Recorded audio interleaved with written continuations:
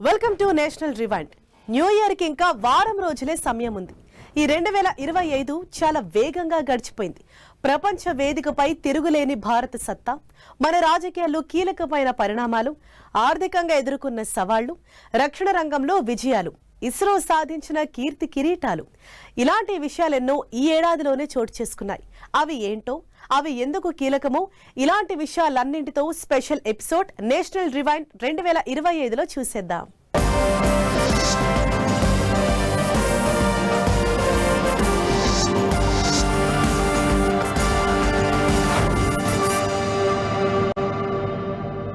ఈ 2025లో భారతదేశం ఒక శక్తివంతమైన దేశంగా ఎదిగింది.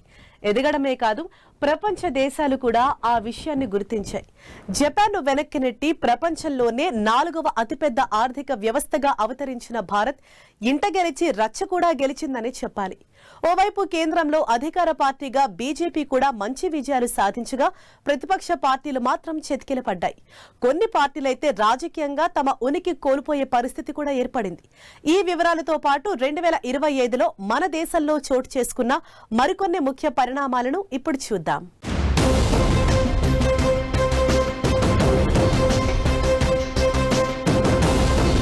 గెలుపన్నది బీజేపీకి ఓ అలవాటు. అతిశయోక్తిగా చెప్పడం కాదు, వాస్తవాలివి బాస్. 2025లోనూ దేశ రాజకీయాల్లో ఎన్డీఏ హవా కొనసాగింది. ఇందులో బీజేపీ తన చూపు పడిన ప్రతి రాష్ట్రం గెలుస్తోంది. అందులో ఎప్పటినుంచో తనకి అందని ద్రాక్షగా ఉన్న ఢిల్లీ పీఠాన్ని బీజేపీ దక్కించుకోవడంతో కమలనాథుల సంబరానికి అంతు లేకుండా పోయింది. ముఖ్యమంత్రిగా రేఖా గుప్తా ప్రమాణ స్వీకారం చేయడంతో బీజేపీ దాదాపు 3 దశాబ్దాల తర్వాత ఢిల్లీ పీఠం దక్కించుకున్నట్లయింది. ఇక్కడ ప్రధాని మోదీ, హోంమంత్రి అమిత్ షా వ్యూహాలే ఫలించాయని ప్రత్యేకించి చెప్పాల్సిన పనే లేదు. అలానే ఈ ఒక్క పరాజయంతో ఆమ్ ఆద్మీ పార్టీ పరిస్థితి ఘోరంగా మారిపోయింది. అప్పటిదాకా దేశ రాజకీయాల్లో చక్రం తిప్పే సత్తా ఉన్న పార్టీగా ఉన్న ఆమ్ ఆద్మీ ఆ దెబ్బతో ఇక ఊసులోకి కూడా రావడం లేదు. ఇదే తరహా విజయాన్ని బీహార్ ఎన్నికల్లోనూ బీజేపీ రిపీట్ చేసింది. మోదీ, షా ద్వయానికి తిరుగు లేదని బీహారీలు ఇచ్చిన అద్వితీయమైన విజయంతో తేలిపోయింది. ఇక్కడి ఓటర్లు కొట్టిన దెబ్బకి ఆర్జేడీ చావు దెబ్బ తినగా కాంగ్రెస్ సోదిలో కూడా లేకుండా పోయింది. అలా బీజేపీకి 2025 సూపర్ ఇయర్ గా మారింది. ఓవైపు తాము అనుకున్న పనులను అనుకున్నట్లుగా చేయించుకోవడంలో మోదీ, షాకి సాటి లేరు అని కూడా 2025 మరోసారి రుజువు చేసింది. వీళ్లెంత వ్యవహార జ్ఞానులు అనేదానికి ఏడాది చివరిలో జరిగిన పార్లమెంటు సెషన్సే నిదర్శనం. అంతా అంగీకరించిన ఢిల్లీ పొల్యూషన్ పై చర్చ జరగకుండా కేవలం తాము అనుకున్నటువంటి బిల్లులను మాత్రం పాస్ చేయించుకున్నారు.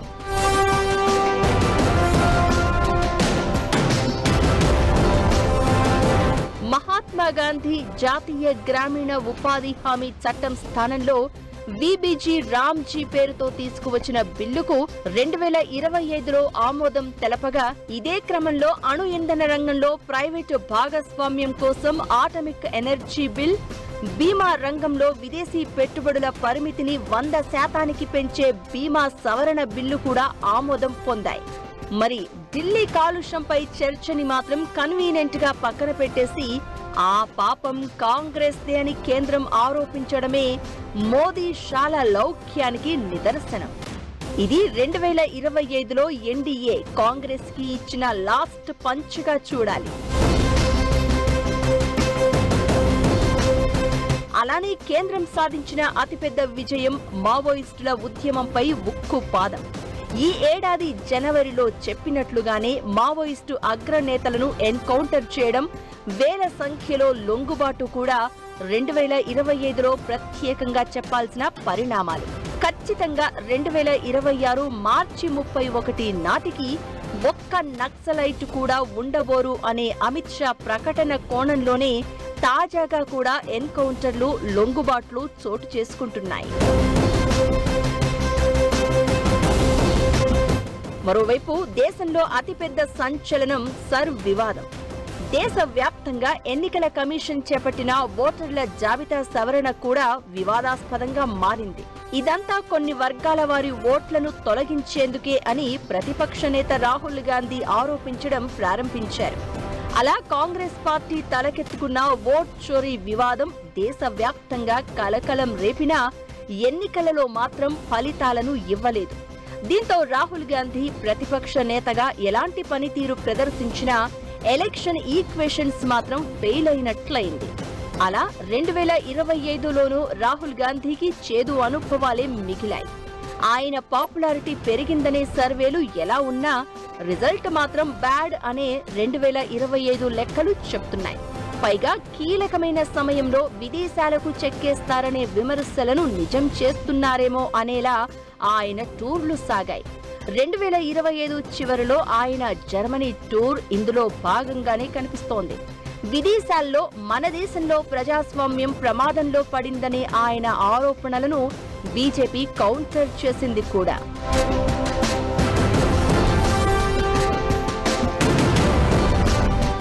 మరోవైపు సమాజ్వాదీ పార్టీ కానీ బహుజన్ సమాజ్ కానీ 2025లో పెర్ఫార్మెన్స్ పెద్దగా ఇచ్చిందేం లేదు. వాటికంత స్కోప్ కూడా దక్కలేదు. ఒకప్పుడు జాతీయ రాజకీయాల్లో కీలక పాత్ర పోషించే బీఎస్పీ ఊసే లేకుండా పోయింది. సమాజ్వాదీ పార్టీ యూపీ రాజకీయాలకే పరిమితమైంది. ఈ క్రమంలోనే 2 రాష్ట్రాల్లో ఓడిపోయిన తర్వాత ఇండియా బ్లాక్ ఫ్యూచర్ కూడా 2025లో ప్రశ్నార్థకంగా మారింది. కాంగ్రెస్ ఇక పెద్దన్న పాత్ర పోషించడం మానేయడం బెటర్ అనే టాక్ నడిచింది. అలా 2025 ఎన్డీఏకి ఘన విజయాలను, ప్రతిపక్షాలకు చావు దెబ్బను మిగిల్చింది. ఎన్డీఏ సాధించిన విజయాలతో పాటు మరికొన్ని రాజకీయ పరిణామాలకు ఈ ఏడాది బీజం పడింది.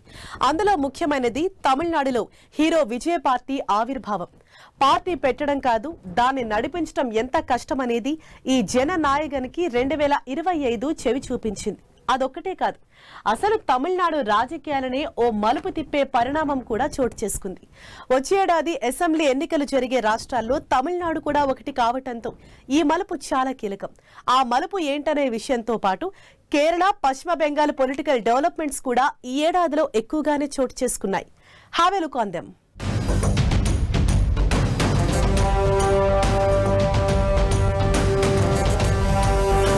హీరో విజయ్ మర్చిపోలేని ఇయర్ 2025. పార్టీ పెట్టడం కాదు, సాధక బాధకాలేంటో చవి చూపించేసింది. దీదీకి కూడా 2025 స్పెషల్ ఇయర్. వెస్ట్ బెంగాల్లో ఈసారంత ఈజీ కాదనే సిగ్నల్స్ ఇచ్చిన 2025. కేరళలోనూ బీజేపీ ట్రయల్స్.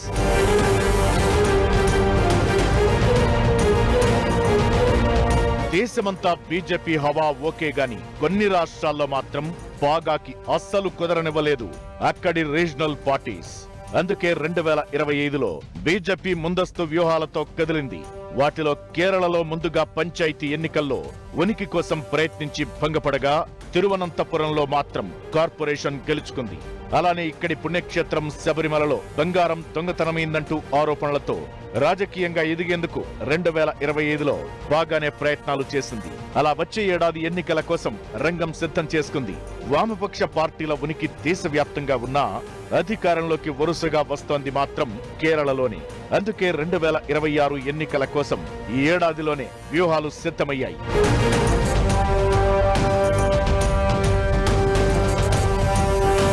ఇక తమిళనాడులో అసెంబ్లీ ఎన్నికల కోసం హీరో విజయ్ టీవీకేతో ముందుకొచ్చాడు. వచ్చి రాగానే బోర్లా పడ్డం తప్పనైంది.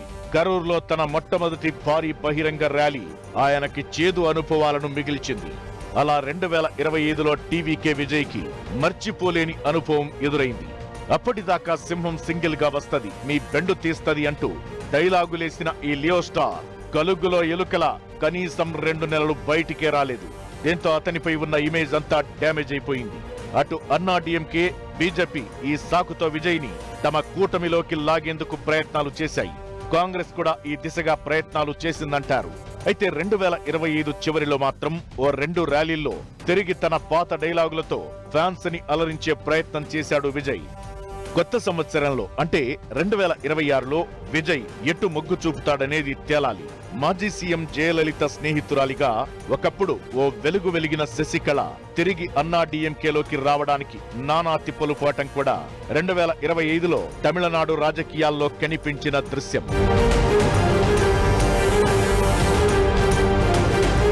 తమిళనాడు, కేరళ తరువాత బీజేపీ తన సత్తా చాటేందుకు అన్ని రకాల ప్రయత్నాలు చేస్తున్నది పశ్చిమ బెంగాల్లోనే. ఇక్కడ వరుసగా గెలుస్తున్న మమతా బెనర్జీకి 2025లో తమ మార్కు పాలిటిక్స్ ని మోదీ, అమిత్ షా చూపించారు. ఈ ఏడాది అక్టోబర్ 10న ఆర్జీ కార్ మెడికల్ కాలేజీలో జరిగిన ఓ లైంగిక దాడి కేసులో ఆమె ప్రభుత్వాన్ని దోషిగా నిలబెట్టేందుకు బీజేపీ ప్రయత్నించింది. అలాగే ఏప్రిల్ నెలలో వక్ఫ్ బిల్ కి వ్యతిరేకంగా జరిగిన ముర్షిదాబాద్ అల్లర్లను ప్రభుత్వ వైఫల్యంగా బీజేపీ ప్రొజెక్ట్ చేసింది. టీఎంసీ నుంచి బయటికి పంపేసిన ఎమ్మెల్యే హుమాయూన్ ఇక్కడ బాబ్రీ మసీద్ తరహా మసీద్ నిర్మిస్తున్నట్లు ప్రకటించారు. ఇవి 2025లో పశ్చిమ బెంగాల్ రాజకీయాల్లో జరిగిన పరిణామాలైతే రాబోయే రోజుల్లో మరింత ఉత్కంఠ కలిగించే పరిణామాలు ఇక్కడ చోటు చేసుకుంటాయని విశ్లేషకులు అంచనా వేస్తున్నారు.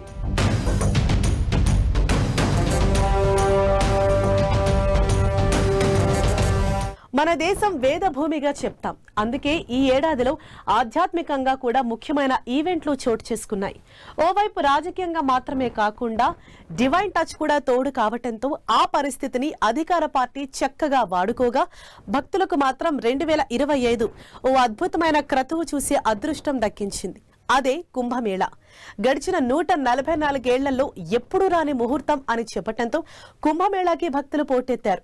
ఇక్కడ అనేక ఖగోళ దృగ్విషయాలు చోటు చేసుకుంటాయని ప్రచారం సాగటంతో 2025 ప్రయాగ్రాజ్ కుంభమేళా భూమిపైనే అతిపెద్ద జాతరగా మారిపోయింది.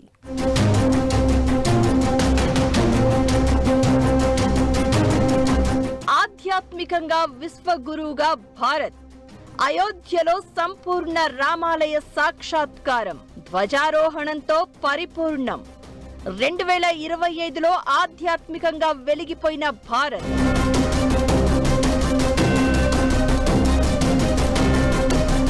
ఈ ఏడాదిలో మన దేశంలో కోట్లాది మంది ఆరాధ్య దైవం శ్రీరామచంద్రుని ప్రతిరూపం బాలరాముడి ఆలయం సంపూర్ణంగా ఆవిర్భవించింది.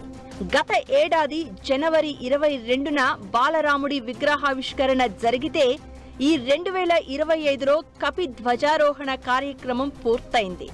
దీంతో అయోధ్య ఆలయ నిర్మాణం పరిపూర్ణమైనట్లు ఇక్కడి ట్రస్ట్ ప్రకటించింది. నవంబర్ 25, 2025న ధ్వజారోహణ జరగగా ఇప్పటికే అయోధ్య నగరం యాత్రికుల సందర్శనలో రికార్డులకెక్కింది.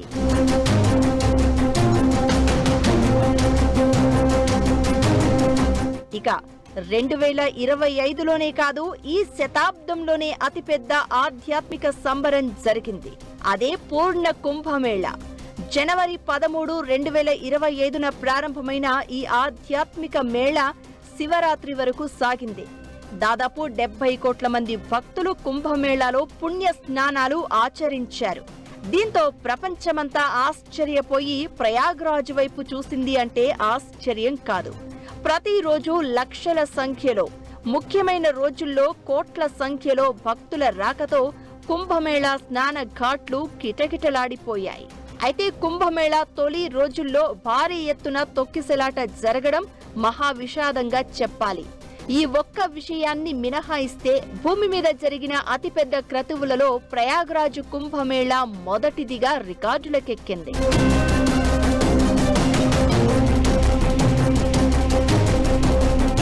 అలానే 2025లో ఆధ్యాత్మిక వేడుకలలో దుర్గామాత వేడుకలు కూడా రికార్డులకెక్కాయి.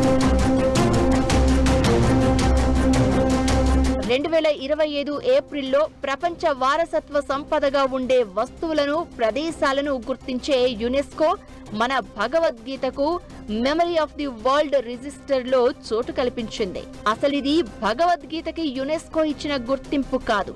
ఈ గుర్తింపు ఇచ్చి యునెస్కోనే తరించిందని పండితులు చెప్తారు. అలానే మన భరతనాట్య శాస్త్రాన్ని కూడా యునెస్కో తన సాంస్కృతిక వారసత్వ సంపద జాబితాలో చేర్చింది.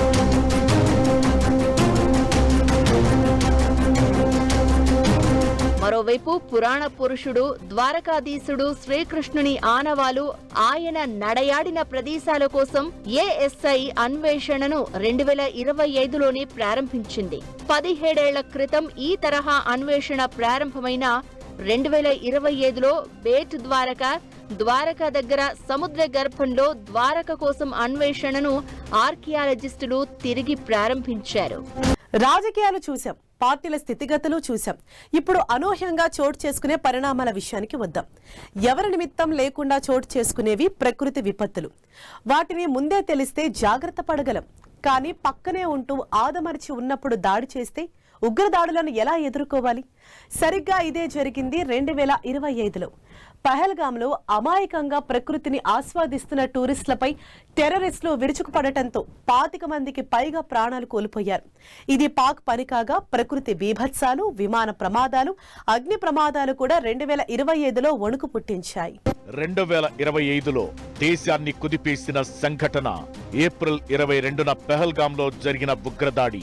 ఇందులో 26 మంది చనిపోగా కారకులైన వారిని కేంద్రం వేటాడి మరీ చంపేసింది. ఆపరేషన్ సింధూర్ పేరుతో భారత సైన్యం పాక్ ఉగ్ర స్థావరాలపైన, ఎయిర్ బేస్లపైన దాడులు చేసింది. ఈ ప్రళయ భీకర దాడులతో బిక్కచచ్చిన పాకిస్తాన్ మన శరణుజొచ్చింది. అలా 2025 మే 7న ప్రారంభమైన భారత దౌత్య దాడి, వైమానిక దాడిని పాకిస్తాన్ జీవితంలో మరిచిపోలేదు. పహల్గాం దాడి, ఉగ్రవాదులను భారత సైన్యం వెంటాడిన తీరు సృష్టించిన సంచలనం కొనసాగుతుండగానే జూన్ 12, 2025న అహ్మదాబాద్ లో జరిగిన ఎయిర్ ఇండియా ప్రమాదం తీవ్ర విషాదం నింపింది. ఈ దుర్ఘటనలో 274 మంది మరణించగా మృతుల కుటుంబాలకు ఎయిర్ ఇండియా 25 లక్షల పరిహారం ప్రకటించింది. ప్రమాదానికి ముందు పైలట్ పంపిన మేడే సందేశం కలచివేసింది. ఎన్ఐఏ, డీజీసీఏ సంస్థలు దర్యాప్తు చేపట్టగా ఈ రోజుకి ఈ ప్రమాదానికి అసలైన సరైన కారణమేంటనేది కనిపెట్టలేకపోయారు. ఇది భారత వైమానిక రంగంలోనే అతిపెద్ద ప్రమాదంగా చెప్పాలి. నవంబర్ 10, 2025న ఎర్రకోట దగ్గర ఓ కారు బాంబుతో ఉగ్రవాదులు తిరిగి దాడికి తెగబడటం మరోసారి మన దేశంలో సంచలనం సృష్టించింది. సోషల్ మీడియాలో ఐడియాలతో నిరంతరం టచ్ లో ఉంటూ ఓ group of sleeper cells Pak ప్రేరేపిత ఉగ్రవాదం వైపు మళ్లడం ఇందులో కుట్ర అయితే పదుల సంఖ్యలో ఈ సంఘటనలో ప్రాణాలు కోల్పోయారు. ఇలా 2025లో 2 పెద్ద సంఘటనలు మన దేశంలో ఉగ్రవాదులు సృష్టించిన మారణ హోమానికి నిదర్శనంగా మారితే, జమ్మూ సహా అనేక ప్రాంతాల్లో నిఘా వర్గాలు స్లీపర్ సెల్స్ కుట్రని భగ్నం చేయడం 2025లో హైలైట్ గా చూడాలి. ఏడాది చివరిలో అంటే డిసెంబర్ 2, 2025న ఇండిగో ఫ్లైట్స్ క్యాన్సిల్ కావడం, ఆలస్యం కావడం అనేది దేశంలో పెద్ద ఎత్తున చర్చకు దారితీసింది. 10 రోజులకు 4500 సర్వీసులు రద్దు కావడంతో లక్షలాది మంది తీవ్రమైన ఇబ్బందులు ఎదుర్కొన్నారు. ఈ సంఘటన ఇండియన్ సివిల్ ఏవియేషన్ రంగంలోని మోనోపలీకి, చేపట్టాల్సిన సంస్కరణలపై చర్చకు దారితీసింది. దీంతో డిసెంబర్ 24న విమానయాన శాఖ మరో 3 కొత్త సంస్థలకు సర్వీసుల కోసం అనుమతిచ్చింది.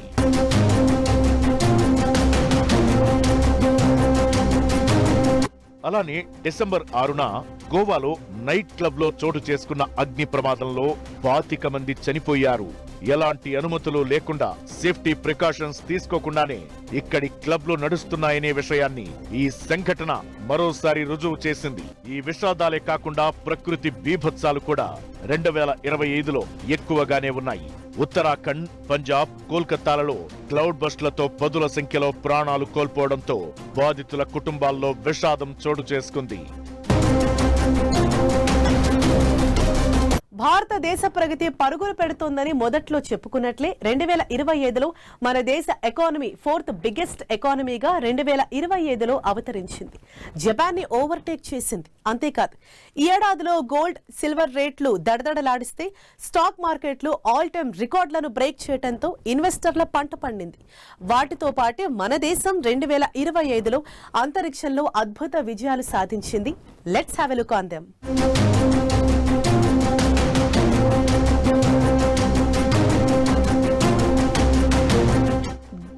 Silver shines, rupee down, GDP market rises, inflation soars, defense ISRO rocks, world shocks.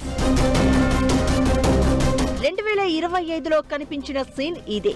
మన దేశం వరకు చూస్తే అనితర సాధ్యమైన విజయాలను ఇటు ధరిత్రిలో అటు నింగిలో సొంతం చేసుకుంది. ఈ ఏడాదిలోనే మన ఆర్థిక వ్యవస్థ భారత్ నామినల్ జీడీపీలో జపాన్ను అధిగమించి ప్రపంచంలోనే 4వ అతిపెద్ద ఆర్థిక వ్యవస్థగా అవతరించింది. దాదాపు 6.5% వృద్ధి రేటును సాధించింది. రికార్డ్ స్థాయిలో విదేశీ సంస్థాగత పెట్టుబడులతో పాటు దేశీయంగా పెరిగిన డిమాండ్ ఈ వృద్ధికి దోహదపడ్డాయి.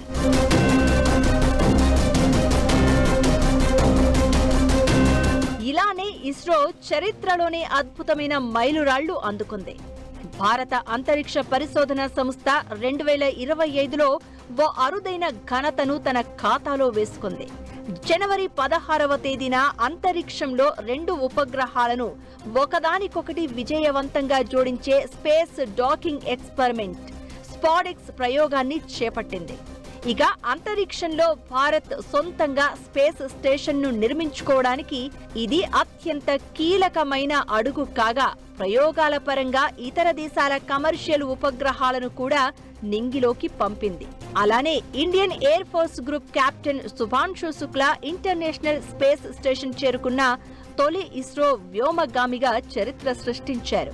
యాక్సియం 4 మిషన్ లో భాగంగా శుభాంశు శుక్లా అంతర్జాతీయ అంతరిక్ష కేంద్రంలో 18 రోజుల పాటు ఉండి పలు కీలక ప్రయోగాలు నిర్వహించి తిరిగి భూమిపైకి విజయవంతంగా చేరుకున్నారు. అలా ఇస్రోకి 2025 అద్భుతమైన రికార్డ్ అందించింది. రక్షణ రంగంలోనూ మన త్రివిధ దళాలు సత్తా చాటాయి. జనవరిలో ప్రధానమంత్రి నరేంద్ర మోదీ 3 యుద్ధ నౌకలను జాతికి అంకితం చేశారు. అత్యాధునిక స్టెల్త్ ఫ్రిగేట్ అయిన ఐఎన్ఎస్ నీలగిరి, శక్తివంతమైన stealth destroyer INS Surat, Scorpene class జలాంతర్గామి అయిన ఐఎన్ఎస్ వాగ్షీర్ ఇండియన్ నేవీలో ప్రవేశించాయి. ఇక వ్యాపార రంగంలో గోల్డ్, సిల్వర్ రేట్లు పెరిగిన తీరు 2025లో హైలైట్. ఆకాశమే హద్దుగా బంగారం, వెండి ధరలు 2025లో పరుగులు తీశాయి, ఇంకా తీస్తున్నాయి కూడా. తాజాగా క్రిస్మస్ రోజున గోల్డ్ రేటు తులానికి అక్షరాల 1,40,000 పలికిందంటున్నారు. 2024తో పోల్చినప్పుడు బంగారం ధర 70% పెరిగింది. ఇక వెండి కూడా కేజీకి రెట్టింపై ఇన్వెస్టర్లకు పండగ చేయగా, గతంలో వెండిని చీప్ గా చూసిన వాళ్లంతా ఇప్పుడు పాత వెండి గొలుసులు, గ్లాసులు ఎక్కడ ఉన్నాయో వెతికి మరీ అమ్మేసుకుంటున్నారు. వెండి రేటు 2025లో అంతగా ఎగబాకింది. ఈ 2 లోహాల ధరలు ఇంకా పెరుగుతాయనే అంచనాలను 2025లో విశ్లేషకులు వేస్తున్నా, ఇంత పెరిగినా తర్వాత తగ్గుతాయని, అది 2026లో జరగవచ్చనేది కొందరి అభిప్రాయం.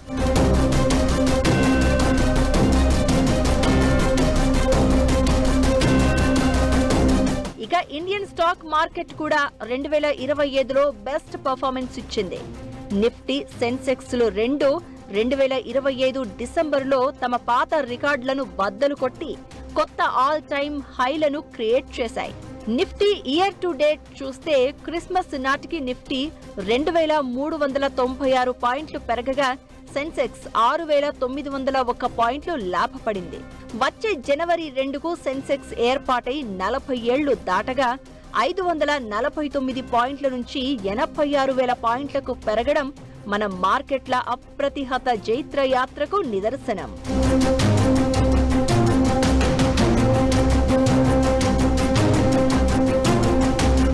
ఇది వాటి ప్రత్యేక కార్యక్రమం రివైండ్ 2025. Keep watching 10 TV.